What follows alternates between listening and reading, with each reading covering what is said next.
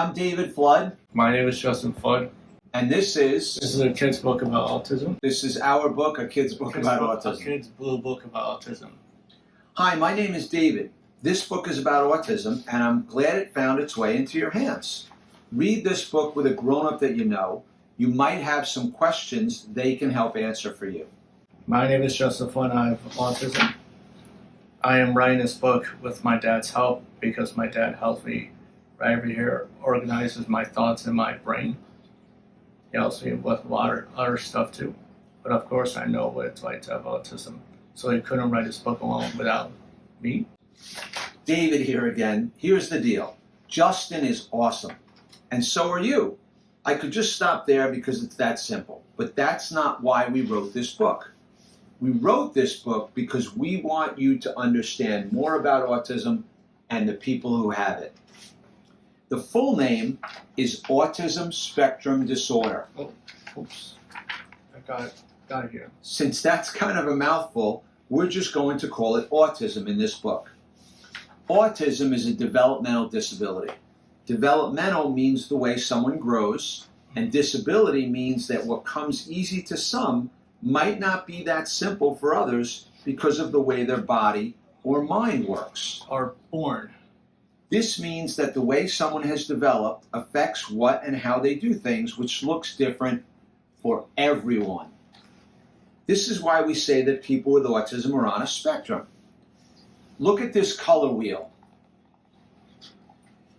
Do you see how it isn't just one shade of blue? It has hundreds and hundreds of blues. That's a spectrum.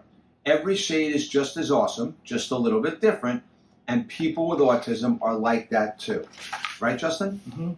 For example, you might meet someone who has autism who doesn't talk at all, and another who won't stop talking. Justin is the kid who won't stop talking, not even to take a breath. But language and talking is just one thing that people with autism may struggle with. They might also struggle with moving around, learning, understanding, independence, paying attention, making friends, and interacting with the world around them. Hey, it's me, Justin. I'm still here. How's my dad doing so far? I wanted to come back and tell you some things I struggle with. I get very anxious when I go up to someone and I try to make friends with them because I'm afraid they don't understand me. Sometimes I get really focused on something and someone interrupts me and makes my head hurt and I get really angry. When I walk into a room, everything can sound so loud. When I look at people now, I feel like they're looking right at me, and that's scary. Stop and take that for a moment. How would that make you feel? Okay, it's me, David, again. Are you understanding autism a little bit more now? I know it can be a little confusing because you can't see someone's autism. You might not be able to figure out someone's autism either. It sometimes seems like they're in their own world, and you can't join them there no matter how hard you try. You want to read some of these? Mm-hmm. I hate that smell of shaving cream. What was that? Is there a dog barking somewhere? It's so loud. Please be quiet. I wish I could join Justin's world, and I'll never stop trying.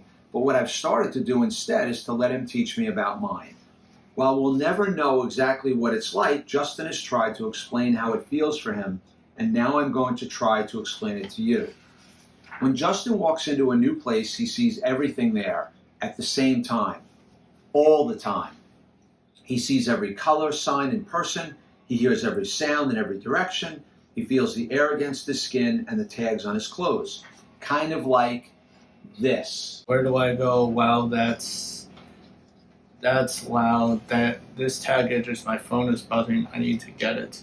My dad is talking to me. I'm not really listening. What's that sound? What's that song playing? I have to answer my phone. That person on their phone. I can't stay off my phone and listen to my dad. There's a rock in my shoe. Oops, I didn't see that car coming. I wonder if those kids will be my friends. What's that over there? I'm tired. I'm so hot. That sign is really big. What is that smell? Where is it coming from? The lights are really bright. My heart is beating really fast. Those people are talking really loudly. Are they talking to me? Where's my dad? I do not like that. Like how that smells. Why is it smell so weird? What is it? I have to go to the bathroom right now. That's a lot, right? Taking all that in can be overwhelming for him, so he would walk out of the room or throw himself on the ground because it was all too much for him. He's grown out of these things now, but he still struggles with interacting with others, and this can sometimes make him feel left out. For example, I really like going to the movies. When the movie's over, I'm really excited. I want to talk about with other people. It's me, Justin. So I'll walk right up to them and ask them what they thought and try talking to them, but they'll just look at me like I'm weird, ignore me, or walk away. When I was a kid, I didn't get invited to many events like birthday parties. I remember going to some with my sister for friends, but not a lot of people would invite just me. I still don't have many friends I want to, but a lot of people won't give me a chance. But that's not all bad. Like my dad said, people with autism are awesome. The struggles don't change that. It's true. They're smart, they're caring, they're compassionate, they're loving, they're beautiful. And they like a lot of the same things you do, no matter how old they are. I like movies, video games, anime, and old cartoons. I like chocolate, pizza, ice cream, hamburgers, chicken fingers, french fries. I love trains and swimming. I like meeting new people and getting to know them, even they don't always understand me, just like anybody else. David here, back to tell you that if you know someone with autism, you're lucky. They can teach you so many things. Maybe you can talk about that with the grown-up who is reading this book with you. People with autism might take more time to understand, but this can be a good thing. It can be good because it slows